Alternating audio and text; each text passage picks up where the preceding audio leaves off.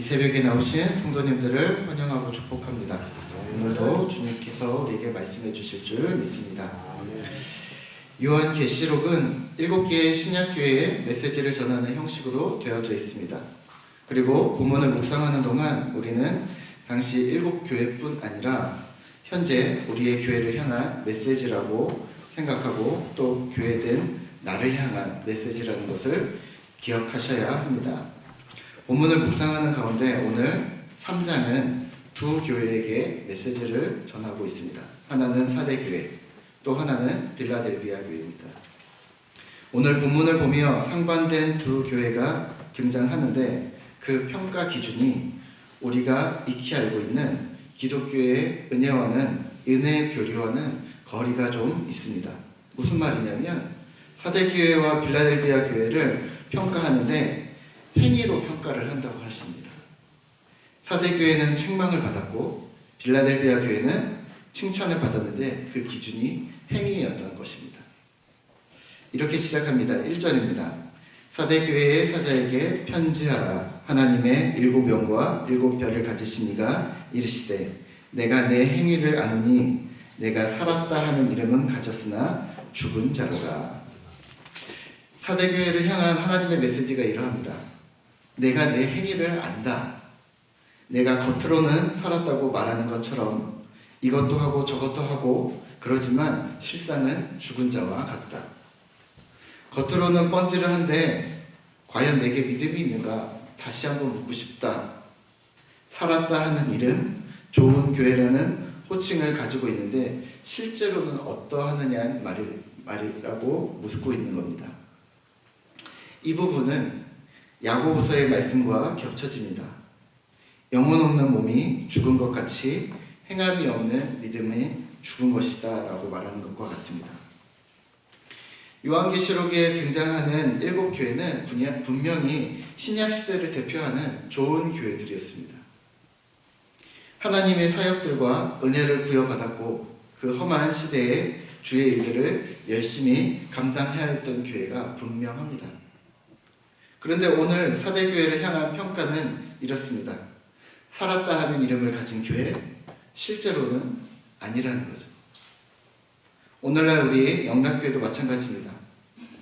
건강한 교회, 믿음이 있는 교회, 살아있는 교회, 저력이 있는 교회, 역사가 있는 교회라는 수식어가 우리에게 있습니다. 하지만 끊임없이 그 수식어, 살았다 하는 이름을 점검하시지 않으면 우리도 사대교회와 같은 평가를 받을 수밖에 없습니다. 2절입니다. 너는 일깨워 그 남은 바 죽게 된 것을 굳건하게 하라. 내 하나님 앞에 내 행위에 온전한 것을 찾지 못하였노니. 행위에 온전함. 야고보 사도는 이렇게 얘기합니다. 행함이 없는 내 믿음을 내게 보이라. 나는 행함으로 내 믿음을 보이리라. 행위의 온전함을 찾을 수가 없었다라는 말입니다. 우리가 이런 경향이 있습니다. 행위는 인본주의 아니야? 은혜가 더 중요하지. 행위는 중요하지 않아. 네, 교리의 한 부분으로는 맞습니다. 구원을 얻는 부분은 맞습니다. 전적 타락, 불가항력적 은혜, 이 부분이 은혜입니다. 전적 타락, 완벽하게 타락한 것은 지옥에 가게 죄를 지은 것은 누군가? 인간이다. 그의 어떤 노력으로도 구원을 이룰 수 없다. 네, 맞습니다. 불가항력적 은혜, 이런 인간을 하나님이 불쌍히 여겨주셨고 그 처절한 인간에게, 심각한 인간인 우리에게 하나님의 주권적 은혜, 예수님의 복음이 우리에게 임했다라는 것이 교리입니다. 이 은혜로만이 우리가 구원을 받을 수 있음을 고백해야 한다. 구원에 관한 교리입니다. 구원받는 교리는 이러하긴 하지만 이제 구원받는 거 말고요. 신자로서 성화, 영화, 예수님처럼 거룩하게 되어지고 하나님처럼 영화로움에 들어가는 신자의 행보에 대해서 지금 말하고 있는 겁니다. 사대교회도 오늘 책망했다고 해서 너희는 구원이 없어라고 말하시는 게 아닙니다. 구원받은 신자가 그러면 안 되라고 지금 말씀하고 계시는 겁니다.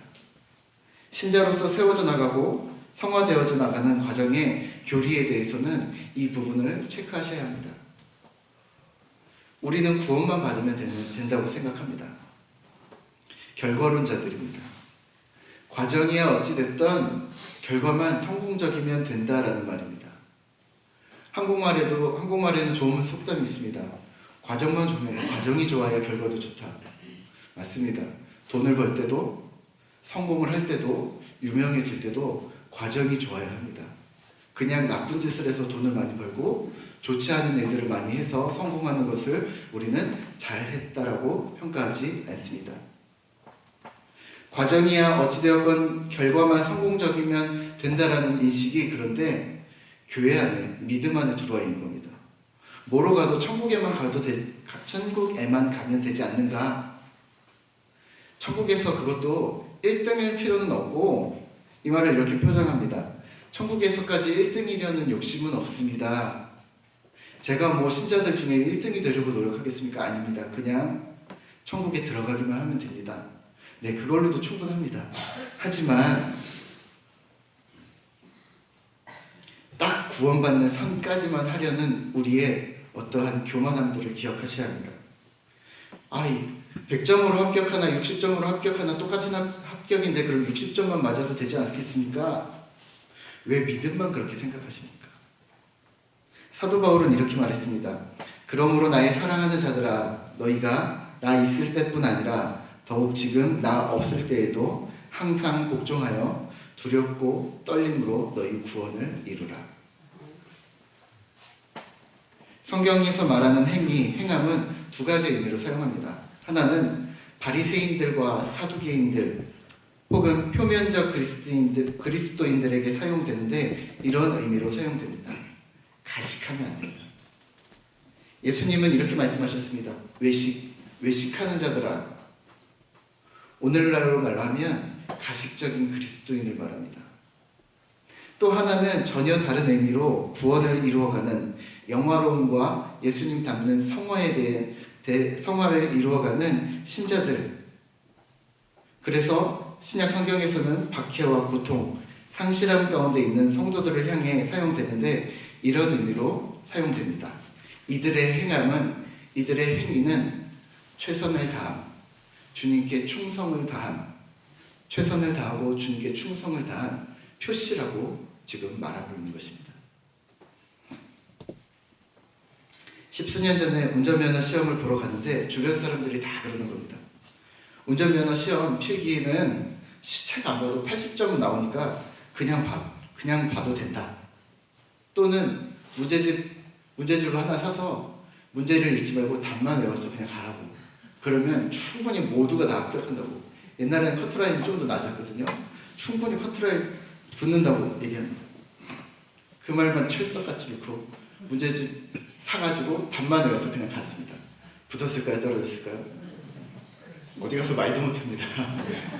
그 떨어졌던 사람은 본 적이 없는데 전 똑 떨어집니다. 창피해갖고 말도 못하고 다음에 완전 열심히 달달달달 외워가지고 시험을 보러 가서 거의 90점만 넘게 좋은 성적으로 합격을 했습니다. 공부를 시작하면서 이런 생각을 했습니다.